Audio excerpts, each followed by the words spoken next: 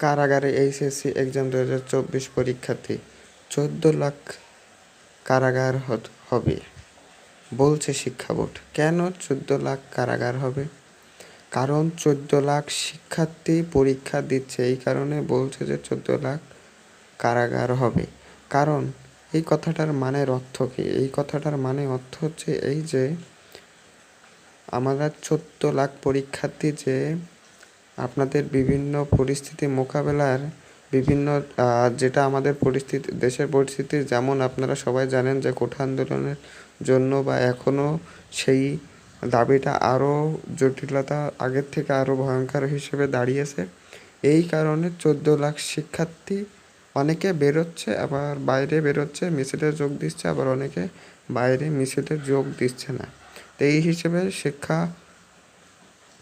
শিক্ষামন্ত্রী বলেছে 14 লাখ কারাগার হবে।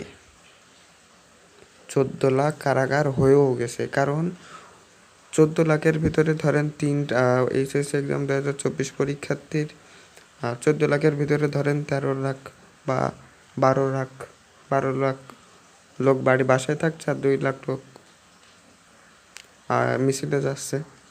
তো এই অনেকেরই অনেক শিক্ষার্থী এখন বেরো হবে না, সেজন্য বলছে 14 লাখ কারাগারও হবে বা হয়েও গেছে এতদিন।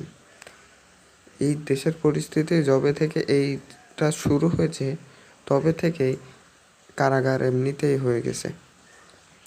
দেশের কারাগারে এমন ভয়াবহ অবস্থা হওয়ার কারণে কী কী ক্ষতি হতে পারে, যেমন পরীক্ষার্থীদের এইচ এক্সাম 2024 পরীক্ষার্থীদের এবং আপনাদের যে ক্ষতিগুলো হচ্ছে দেশের এবং বাইরে থেকে যে টাকাগুলো প্রবাসীরা যে টাকাগুলো দেশে পাঠায় সেটাও পাঠানো বন্ধ করে দিছে। তাহলে দেশটা চলবে কী করে? দেশের টাকা তো বাইরে চলে যায়। তাহলে এটা বলা ঠিক হবে না। আমার এই ভিডিওটা হয়তো বা আমার এই ইউটিউব চ্যানেলটা ব্যান করে দিতে পারে, তাও আমি বলছি দেশের টাকা বাইরে পাচার